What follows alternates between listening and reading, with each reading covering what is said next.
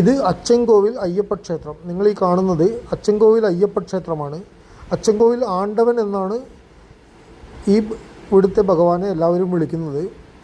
ഇത് കേരള തമിഴ്നാട് അതിർത്തിയിലുള്ള കൊല്ലം പത്തനംതിട്ട ജില്ലയുടെ അതിർത്തിയിലുള്ള അച്ചൻകോവിൽ എന്ന് പറഞ്ഞ സ്ഥലത്താണ് ഈ ക്ഷേത്രം സ്ഥിതി ചെയ്യുന്നത്. അച്ചൻകോവിൽ എന്ന് പേര് വരാൻ കാരണം എല്ലാ ദേവന്മാരുടെയും അച്ഛൻ എന്നുള്ളൊരു സങ്കല്പം, അതായത് ഫാദർ ഓഫ് ലോർഡ്, അദ്ദേഹത്തിൻ്റെ ക്ഷേത്രം, അതായത് അച്ചൻകോവിൽ, അങ്ങനെയാണ് ആ പേര് വരാൻ കാരണം. ഈ അമ്പലത്തെ അങ്ങനെയാണ് വിശേഷിപ്പിക്കപ്പെടുന്നത്.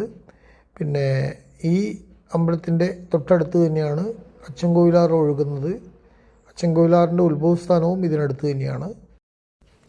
ഇവിടെ ഭഗവാൻ അയ്യപ്പൻ പൂർണ്ണ പുഷ്കല സമേതനായ ഗൃഹസ്ഥാശ്രമിയായിട്ടാണ് നിലകൊള്ളുന്നത്. അതായത് 2 ഭാര്യമാരോടുകൂടിയാണ് ഇവിടുത്തെ ഭഗവാൻ അയ്യപ്പൻ്റെ പ്രതിഷ്ഠ. ഇത് വെസ്റ്റേൺ ഗാട്സ്, അതായത് പശ്ചിമഘട്ടത്തിൻ്റെ ഭാഗമായിട്ടുള്ള സഹ്യപർവ്വതത്തിൽ ഭാഗമായിട്ടുള്ള നിബിഡ വനങ്ങളുടെ ഇടയിലാണ് ഈ അയ്യപ്പ ക്ഷേത്രം സ്ഥിതി ചെയ്യുന്നത്. ഭഗവാൻ അയ്യപ്പൻ്റെ 6 പ്രധാനപ്പെട്ട ക്ഷേത്രങ്ങളിൽ ഒന്നാണ് അച്ചൻകോവിൽ അയ്യപ്പ ക്ഷേത്രം. ഇവിടെ അച്ചൻകോവിൽ അയ്യപ്പനെ ആണ്ടവനായിട്ടും മഹാവൈദ്യനായിട്ടുമാണ് സങ്കല്പിച്ചിരിക്കുന്നത്.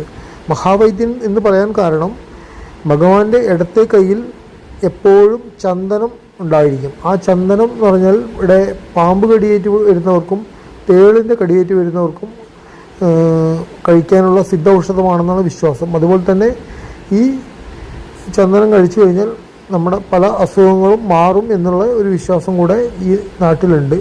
അയ്യപ്പൻ്റെ 6 പടയവീടുകൾ ഏതൊക്കെയാണെന്ന് ഞാൻ പറഞ്ഞുതരാം.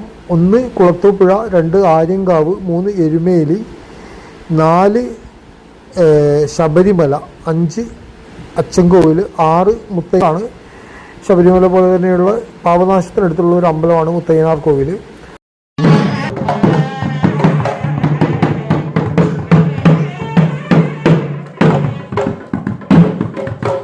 അതുപോലെ അച്ചൻകോവിലേക്ക് എത്താനുള്ള മാർഗങ്ങളിൽ 2 മാർഗം എന്ന് പറയുന്നത്, ഒന്ന് ചെങ്കോട്ടയിൽ നിന്ന് ഡയറക്റ്റായിട്ട് മേക്കര വഴി അച്ചൻകോവിലേക്ക് റോഡുണ്ട്.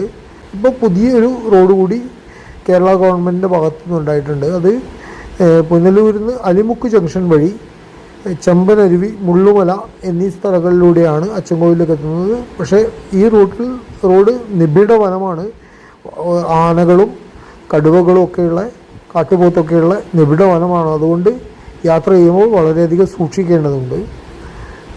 അതുപോലെ തന്നെ അച്ചൻകോവിൽ എന്ന് പറയുന്നത് ഒരു ചെറിയൊരു ടൗണാണ്, ഒരു കുഞ്ഞു ടൗൺ.